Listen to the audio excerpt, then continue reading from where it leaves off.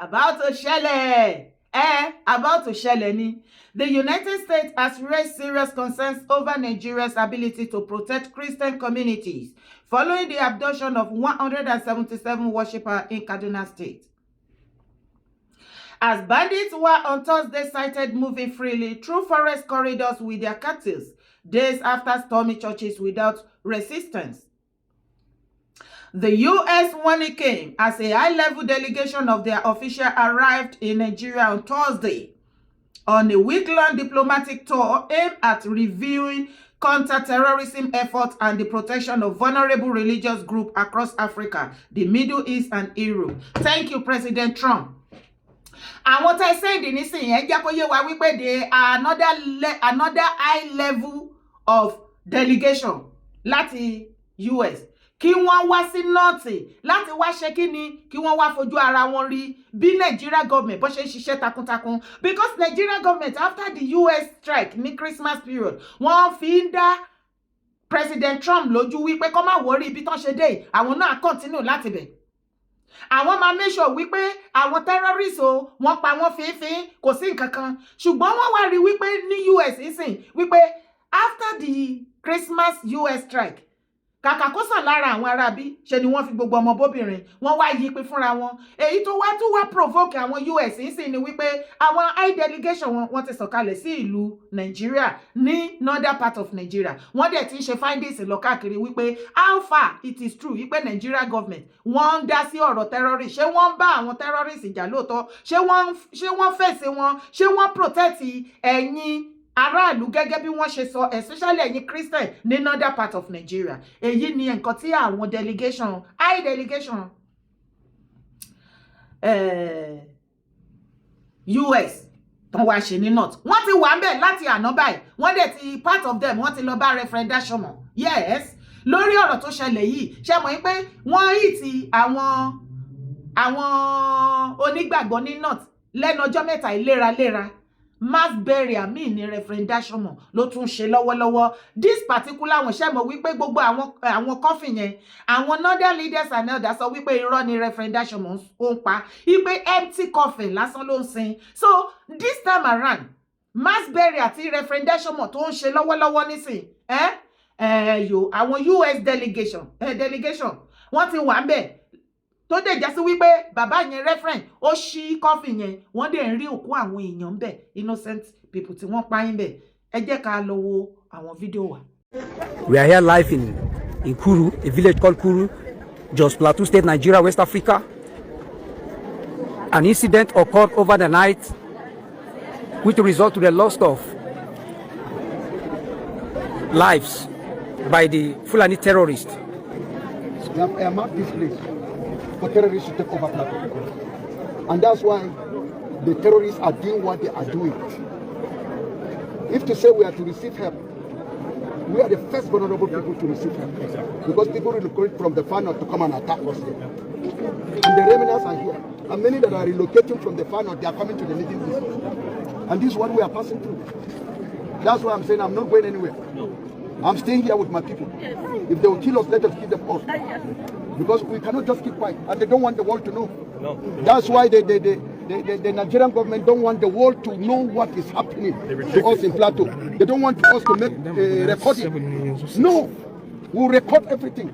Nobody will stop me from recording what is happening in my heart. Nobody. After all, they say there's no genocide. Why are they afraid of recording? If there's no genocide, let them allow the world to see that there's no genocide. Anyway, governor says no genocide. The priest. And that is why they are working together. It's a synergy of connection to please Islamic people. Because they know how their account is being full by money. Sponsored from the Middle East, Arab nations are pumping money into Nigeria. And they buy their ways with the 9 million for lobbying a company in America. And I thank God, God has answered my prayer. It's the secret of what is happening. And look at us, we are going for these people. Now,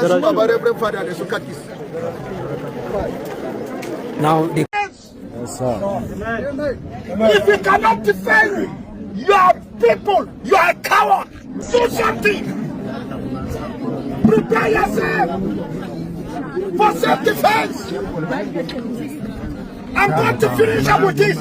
Kumi said, that we Christians, we are borrowing empty coffins. We are borrowing empty coffins. Bumiache, muna bisong, apatingawa ba komi, kai kunji. Yes, sir. Kukuda mini kawana. Kudamasa, please. Kai, kudamasa. One after the other. Kudamasa, please. Kudadi.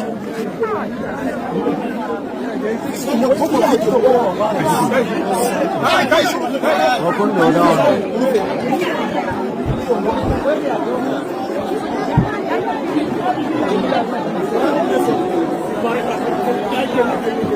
Is it an empty coffin? No. Eh? No.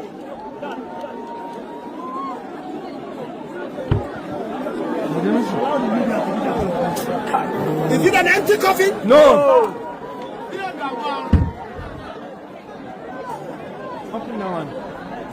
Is it an empty coffin? No. Only God of vengeance shall revenge for us. Amen. Some of you said that I'm dead. I'm alive, I'm not dead. Yes, sir. Some of you said they have flown me to abroad and about to die. With sickness, I am alive. Some of you that have woke up, that I'm finished, I'm still alive. And I'm going to perform today the latest burial. In the name of the Father, the Son, and the Holy Spirit. Curtis, over. President Trump, this is the truth, oh. Ẹ̀yin náà ti rí àwọn delegate yín ti jẹ́ kó yé yín wípé federal government can never do a jack o. Agbára federal government ò ká terrorism ní Nàìjíríà, wọn ò lè stop ẹ̀ torí àwọn leaders àwọn tó sponsor terrorism, àwọn kàbá ni wọ́n dẹ̀ ti hijack anything tó bá pè ní head of state. Agbára bàbá Tinubu ò ká kíní. Bọ̀ bàbá Tinubu eléyìí tó yẹ kẹ́ jẹ́ kí Trump iṣẹ́ tó ti bẹ̀rẹ̀ kó kúkú wá ṣe tó kó parí ẹ̀. Kò ní kúrò lórí profile yín lẹ́lẹ́ wípé ní ìgbà tẹ́ jẹ́ president òun ni wọ́n kọ́ọ̀bù tó dẹ̀ eradicate kan tó ń jẹ́ terrorism ní Nàìjíríà. Ṣùgbọ́n nítorí ìbò next year second term yín ẹ fẹ́ kí Trump wá because I believe pé tí Trump bá tún padà strike ó máa affect election next year. Ṣógun láyé ni bàbá. Bẹ́ẹ̀ bá ṣe second term bàbá Tinubu pbat tẹ́ ẹ̀ bá ṣe second term Ọlọ́run ọba ń gbọ́ tó bá jẹ́ wípé òun ló máa jẹ́ kí ọ̀rọ̀ terrorism kó parẹ́ nínú Nàìjíríà oríire ni fún gbogbo aráàlú. Orúkọ yín ò ní parẹ́, ọba tó jẹ́ tí ìlú rójú orúkọ ẹ̀ ò ní parẹ́, èyí tó jẹ́ tí ìlú tún rójú nídàkejì orúkọ ẹ̀ ò ní parẹ́. Bọ̀ ẹ̀yin nísìnyí ẹ ṣáà fẹ́ ṣe second term yẹn òun lẹ ṣe ń delay President Trump kó má padà wá strike again nítorí ó máa affect election. Kí ló dé tó ṣe jẹ́ pé gbogbo ẹ̀yin leaders wọ̀nyí ìmọ̀tara ẹni nìkan lẹ́mọ̀ ẹ really care nípa àwọn aráàlú? Kí ló ń ṣẹlẹ̀ gangan? Ẹ̀yin náà wò another mass burial ẹ ti rí yẹn. Bọ̀ Ọlọ́run ṣeun tó jẹ́ wípé àwọn delegate nígbà tí àwọn ìjọba Amẹ́ríkà wọ́n rí wípé àwọn worshippers tí wọ́n kó tí àwọn terrorists lọ hijack inú church about 177 11 of them no escape. Àwọn tó kù wọ́n rí wọn tó ń kó wọn lọ láàrin igbó ń bẹ̀ tí wọ́n dẹ̀ wọ́ freely tó dẹ̀ yẹ kí Nigeria soldier army kí wọ́n wà ń bẹ̀ tó máa rọrùn fún wọn láti rescue àwọn tó ń kó lọ. Ṣùgbọ́n you will never see them kán ní ẹ̀wọ̀n láyéláyé. Ẹ kàn dédé rí ẹ má jẹ́ kó yà yín lẹ́nu ẹ kàn dédé rí wọn lọ́la àwọn old dead video àbí fídíò nǹkan tí ò ti ẹ̀ ṣẹlẹ̀ tí ò ṣe Nàìjíríà ló ti ṣẹlẹ̀ ẹ rí Nàìjíríà àmì wá gbé sí online wàá máa gbé àwọn ṣẹ̀ṣẹ̀ lọ àtáàkì àwọn terrorist den kan ní àwọn ṣẹ̀ pa terrorist kan ẹ má dá wọn lóhùn ẹ má believe wọn irọ́ ti pọ̀ jù irọ́ ni wọ́n ń pa ẹ̀mí wọn ò gbé terrorist ẹ̀mí wọn ò gbé omi ti pọ̀jọ́ ká lọ. I need President Trump láti wá bá wa dá sí ọ̀rọ̀ yìí. A ní ìdí ẹ̀ láti wá bá wa dá sọ̀rọ̀ yìí ibi tí ọ̀rọ̀ wà lédè nísìn àti pile amenities ìjọ mo ti sọ fún yín nílẹ̀ káàárọ̀ òjíire a ní ìdí àwọn mẹ́ta láti fi jófin. Yes, a dẹ̀ ti rí àwọn kan ní Kwara. Mo fi àsìkò yìí sọ fún kábíyèsí ọba Yusuf Arójòjòyè second ẹ máa get ready. Akeem Usman máa get ready lọ́yà àti gbogbo ọmọ kábíyèsí àti Governor Kwara State, Governor Abdulrasaq, ẹni Ìlọrin gbogbo yín pátápátá gbogbo àwọn sẹ́ẹ̀tì tá a sọ yìí tí mò ń sọ yìí wọ́n jẹ́ kó yé wa wípé gbogbo yín pátápátá lẹ́ ń practice terrorist ní inú Kwara ń bẹ̀ káàdẹ̀ tó sọ gbogbo ilẹ̀ káàró òjìrè tó kù sínú hàwùhàwù bíi ti nọ́ọ̀tì yìí àwọn ò ní gbà fún yín so a ti bẹ̀rẹ̀ iṣẹ́ títí wa èmi kúrò lára èèyàn tẹ́nibọ̀dì lè halẹ̀ mọ́ o tẹ́ ẹ bá ti wá halẹ̀ mọ́ mi yẹn kan nǹkan tẹ́ni kí n má ṣe ni màá wá ṣe èmi ò sí lára mídíà tí ẹ lè máa lé káàkiri tá ẹ lè máa halẹ̀ mọ́ ṣọ́rùn dùn yín ní àbórí ń ta yín ẹ mọ bó ṣe ń lọ ni a ti bẹ̀rẹ̀ sí ní tíráàkì yín gbogbo yín tí mo dárúkọ ní Kwara yìí àti tíráàkì yín gbogbo everything yín wọ́n ti ń pàìlì ẹ̀ pọ̀ already all your informations gbogbo bẹ́ẹ̀ ṣe ń jáde tẹ́ ẹ̀ wọlé gbogbo ibi tẹ́ ẹ̀ rìn sí iṣẹ́ ti ń lọ tó bá ti wá dé ojú ibi tó ti dé àwa forward ẹ̀ síbi tá máa forward ẹ̀ sí ó dẹ̀ pé orí ń dùn yín ẹ ti tọrọ ronírù nígbà I am more loyal to my land and my people. I love my people genuinely without any validation on social media. Mi ò kí mi ò sí lára media tó wá validation lórí social media. So tó bá ní any media tó fẹ́ wá lọ pàdé àpòpọ̀ mọ́ ẹ̀yin ọba arójòjòyè àti ẹ̀yin Hakeem Usman àti gbogbo yín máa fi yín nọra yín ni torí àwọn media yẹn á jẹ kísà níyà orúkọ wọn gan àtúwádìí ẹ̀ mọ́ torí wọ́n ń gbèjà terrorist mo rò pé ẹ tí mo bó ṣe lọ ẹ rò pé mo wá bá yín ṣeré ẹ wo ibẹ̀ nìkan kan là ń lọ kábíyèsí ìkùn Èkìtì mo gbé fún yín Kúndùsì yín kábíyèsí àti gbogbo aráàlú ẹ gbà wá ọmọ Yorùbá gbogbo ọmọ káàárọ̀ oòjíire a kú oríire àti ṣiṣẹ́ mo sọ fún wa mo là ń ṣiṣẹ́ ẹ má jẹ́ kó rẹ̀ wá ẹ má jẹ́ kó sú wa kàkà kó rẹ̀ ìwọ àtèmi jẹ́ ká múrẹ̀ rodò ká lọ fi ṣọmọ ẹja lóore torí wípé àwa la máa jà fún ìlú wa ìdí tí mo ṣe sọ pé a kú iṣẹ́ ni wípé iṣẹ́ wa lọ ó sì hàn iṣẹ́ wa hàn gbogbo ariwo àti gbogbo oríṣiríṣi tí ìwà tèmi jọ ń ṣe ọ̀run padà ń fi àlùbáríkà sí kí ọ̀rọ̀ mi kó lè yẹ wá wo fídíò again. Well, this is Ikun Ekiti. We are now Ikun Ekiti. We have strangers, a lot of them. We don't know where they come from. But the Kabiyesi, the Onikun of Ikun, has said that he should move away from his domain. Here are the strange faces at Ikun Ekiti. We don't know where they come from. They said they have been dwelling in this community for the past 6 or 7 days. Cutleries, dangerous weapons. So they said they should move away from Ikun community. Here we are live from Ikun Ekiti. Yes. Yeah. N tí à ń sọ fún àwùjọ wa nílẹ̀ Yorùbá rèé o. A bá dákẹ́ tara wa bá wa dákẹ́ o. Àwọn àlejò kan ni wọ́n kó wọ̀lú Ikun Ekiti láwa yìí. Ni wọ́n kó wọ ìlú Ikun Ekiti. Inú mi ṣètò àti sọjí kábíyèsí fúnra ẹ̀ ló gbé ìgbésẹ̀ ní kí wọ́n máa padà síbi tí wọ́n ti ń bọ̀. Ìran Yorùbá kì í ṣe báyìí kó lọ sí ìlú olílù. Láíláí. Náà mo tún rọ̀ wá gbogbo ibi tí ẹ bá ti ń wo fọ́nrán yìí nílẹ̀ Yorùbá ẹ mọ́ gbàlejò ọ̀ràn o pẹ́ta ti ń ké tantan. Ojú yìí lajú sílẹ̀ kí pàlùbọ̀ wọ̀ o. Wọ́n gbàlejò ọ̀ràn ẹja ro ọjọ́ iwájú mọ́ gbogbo ìlú tí a bá ń ṣe o yóò dáa fún wa o. Ṣé.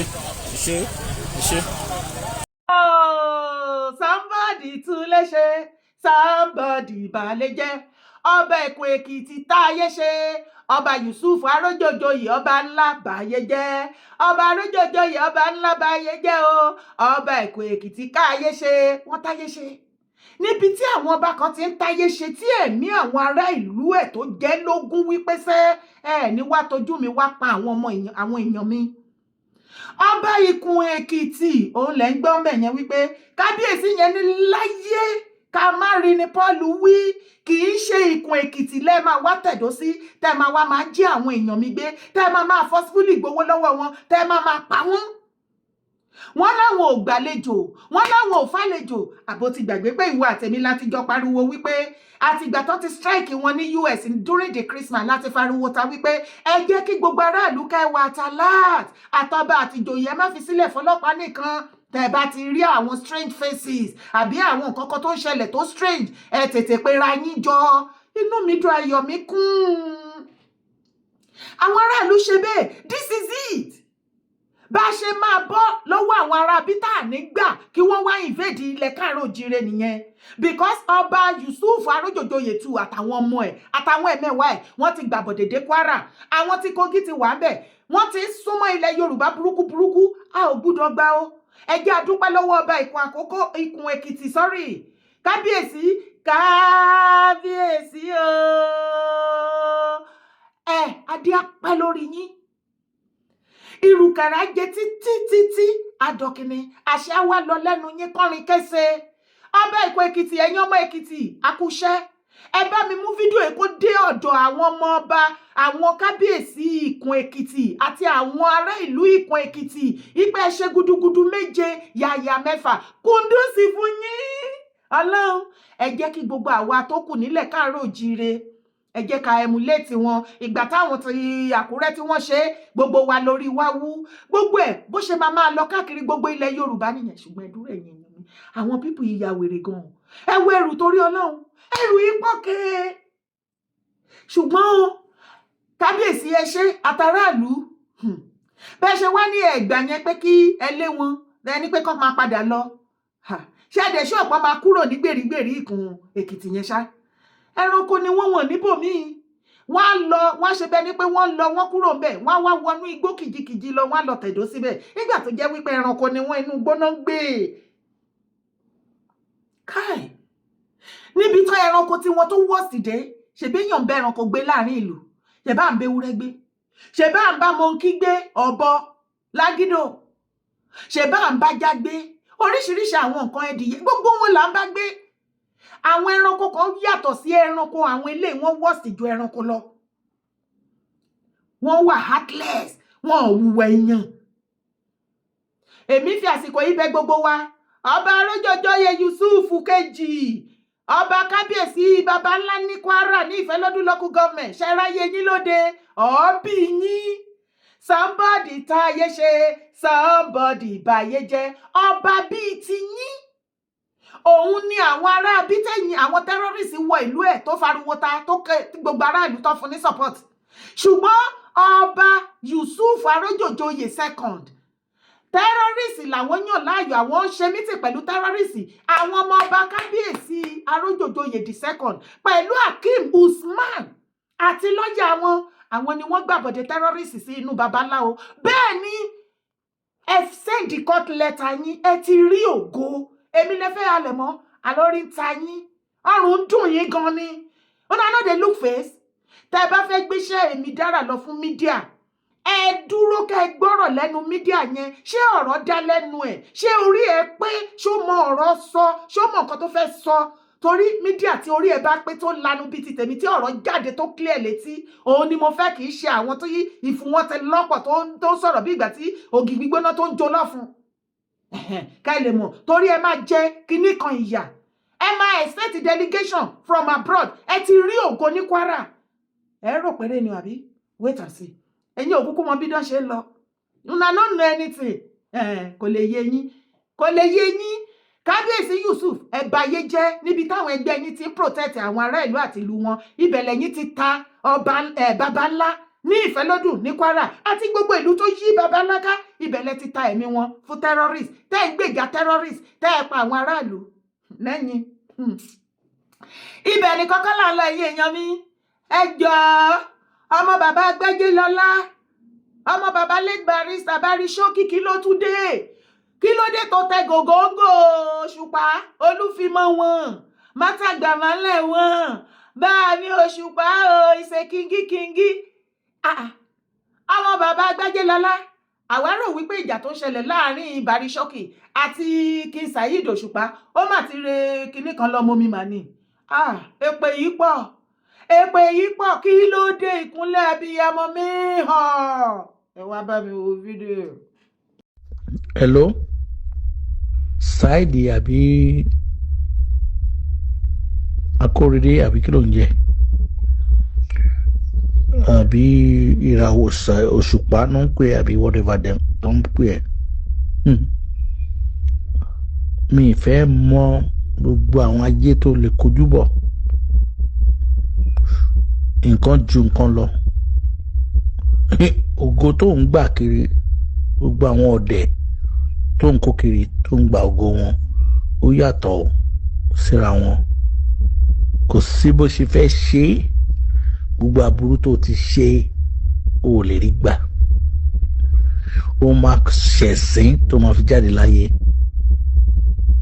èmi ò mọ̀ pé ní ibi ni ẹ́ kí n ti bá ẹ ṣe ọlá bàbá ẹ lèmi fi bá ẹ ṣe o máa wá wòran mi tí máa ń ṣeré ni èmi ò mọ̀ pé èèyàn rádaràda olórí burúkú ẹ̀dá ayé ni ẹ́ gbogbo àwọn tájọ́ ṣe ń gbà yẹn ọ̀rọ̀ ẹ ló da gbogbo wa rú orin wèrè tó rò pé ó mọ kankan kọ wọ́n wé mi sí ṣàníẹ̀ o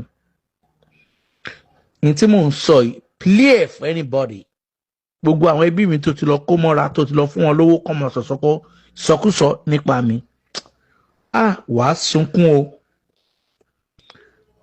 ọ̀rọ̀ ẹ̀ kàn ń bà mí níjẹ́ pé torí tó ń ṣe ó máa bí àwọn ọmọ ẹ̀ tó jẹ́ ayé àwọn ọmọ ẹ̀ náà máa bàjẹ́ àwọn èèyàn tó wà níta wọ́n rí ẹ bí èèyàn wọn àwọn pẹ̀rọ kò ní ẹ́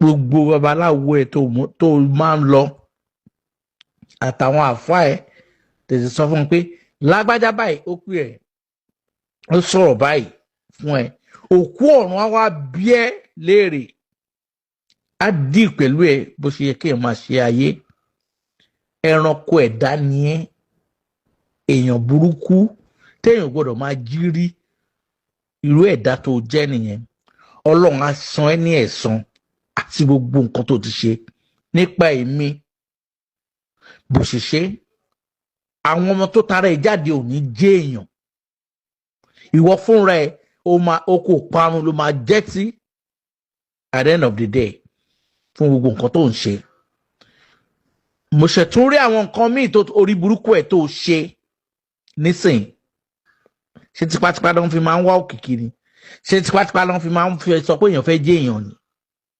ìwọ tó dẹ̀ mọ nǹkan tí mo ṣe fún ẹ wàá gbádùn ara ẹ tó ọlọ́run á bí ẹ ní èrè wàá sunkún gbẹ̀yìn ayé ẹ ni send message sí mi padà o torí mo mọ̀ kó máa send message sí mi padà kó rẹ̀ send ẹ̀ sáwọn journalist tó bá ẹ ṣe àwọn wèrè tẹ́jọ́ ń kóra yín kiri kó mọ̀ kó sọ pé lágbájá ló sọ face mi kí mi àtẹ́ face ara wa gbogbo àwọn tó ń rán yẹn wọn ò mọ̀ tó ṣe jẹ́ gbogbo ọ̀dẹ̀ ìwà ọ̀dẹ̀ tó ń ṣe pẹ̀lú Pasuma yẹn pẹ̀lú every other artist yẹn gbàgbé ẹ̀ gbogbo wọn ti mọ̀ pé èèyàn burúkú ni ẹ́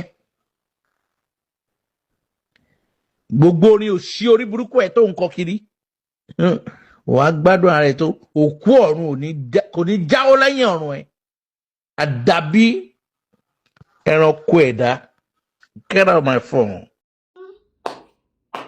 Pekele arúgbó jẹ gbèsè ta ni yóò san pa ẹpẹ̀lẹ́ nílé fújì ẹ̀yin èèyàn mi kí la jọ rí sọ sí ọ̀rọ̀ tó wà lẹ́ẹ̀bà kí ló tún fa ìjà láàrin King Saheed Òṣùpá àti Barishoki kí ló dé kí ló ṣẹlẹ̀ báwo náà tún ṣe tí Barishoki bẹ̀rẹ̀ sí ní rọ̀jò èpè burúkú báyìí lé King Saheed Òṣùpá lórí ìwọ àtẹ̀mí mọ̀ wípé bí last year àbí last 2 years ìjà ṣẹlẹ̀ láàrin wọn ta dẹ̀ rí gbogbo ẹ̀ ó wọ̀ ṣùgbọ́n somebody like me I believe wípé ní ilé agbọ́dọ̀ orin fújì ẹ ti pé family meeting as ọmọ bàbá Gbájélọlá pé Barishoki o wá meet King Saheed Òṣùpá o kí gbogbo family o àti Bari máa dé o torí ní ìgbà tí gbogbo ọ̀rọ̀ yẹn ṣẹlẹ̀ àrí tó diṣu atayanyan lọ́dún náà lọ́hùn-ún débi wípé gbogbo family Barishoki bẹ́ẹ̀ ni àwọn ọmọ bàbá Gbájélọlá àwọn àbúrò bàbá Gbájélọlá gbogbo wọn bọ́ síta wípé Barishoki ò ń ṣọmọ bàbá Gbájélọlá o kódà wọ́n sọ débi wípé ọmọ àlè ni o kinní kan ni o igbá kan ni o tán bẹ̀rẹ̀ sí ní oníkálukú wọn náà release video version different version náà pa ìtàn oríṣiríṣi lórí Barishoki o wípé èèyàn tó ní bàbá ńlá opportunity tó yẹ kó máa gbórú orin bàbá ẹ̀ kó máa play pé kinní kan kò ṣe kankan kò ṣe gbẹ lọ́rọ̀ kan ṣá kí ló tún fàjà ìyẹn la fẹ́ mọ̀ kí ló tún fàjà nínú ọdún tuntun Barishoki this is January 2026 tí ẹ̀ rárá fi balẹ̀ ká tí ẹ̀ yìí wọnú ọdún tán torí ó sì tutù lára ọdún sì tutù ó dẹ̀ sì tuntun ẹ bá máa ní sùúrù èpè yìí pọ̀ bá mi kí Saheed Òṣùpá kí ló ṣẹlẹ̀ nígbà tẹ́ ti lọ́ọ̀fù bàbá Agbájélọlá late barrister tẹ́ẹ̀dẹ̀ tẹ́yìn wọn ṣe torí gbogbo wa la rí yín ní ìgbà tí wọ́n ṣe kinní kan fún wọn lẹ́nu ọjọ́ mẹ́ta yìí ní late last year yìí a rí Pasuma a rí gbogbo ẹ̀yin olórin kàkàkàkà ń bẹ̀ ṣebí wọ́n ní ẹdìyẹ kì í kú kádẹ́yìn ẹnu tó bá ní kí Barishoki kò ń ṣe ọmọ bàbá Agbájélọlá late barrister ṣùgbọ́n kí barrister tó jáde láyé èmi ò rí tí ìrí fídíò ibi tí wọ́n ti sọ wípé kì í ṣọmọ àwọn ọ̀rọ̀ ìjà rìn yín kò kan àwa ó yé ẹ̀yin kò yé àwa ṣùgbọ́n nínú ọdún sì tuntun Barishoki tó bá jẹ́ èmi advice tèmi fún ẹ ìjà tá ẹ jà yìí kò lè mú nǹkan rẹ jáde wá o nǹkan rẹ kò lè jáde láti bèbè ó ṣe wá gbogbo ọ̀nà kó pe àwọn tó bá yẹ kó pè nínú ẹbí kó kàn sí àwọn tó bá lè kàn sí kí o dẹ̀ wá ọ̀nà láti sort out gbogbo nǹkan tó bá ń ṣẹlẹ̀ láàárín ìwọ àti kí Saheed Òṣùpá àti family àti gbogbo ọmọ bàbá Agbájélọlá àti gbogbo yín kẹ́ sort gbogbo problem yẹn out because you know what lórí eléyìí tó jáde yìí it's a no ìrẹ́pọ̀ lẹ́nìbọ̀dì tó máa gbọ́ fídíò tó ṣe yìí Barishoki tó máa ní kùndùsì fún ẹ ó kù díẹ̀ káàtó it's too early ọdún tuntun la wà ẹ calm down ẹ jẹ́ kí gbogbo wa gbájúmọ́ṣẹ́ èpè yìí pọ̀ o tá bá jà kó ṣe bí kakú má gbé ọmọ ìṣépè èyí pọ̀ o orúkọ tèmi ò yí padà Yèyé Dára Kowó ni mò ń jẹ́ má gbàgbé láti bá mi subscribe sórí YouTube channel má sì gbàgbé láti bá mi thumb up má sì gbàgbé láti drop comment thank you for all you do for Dara thank you for your love and support always one love keep us together.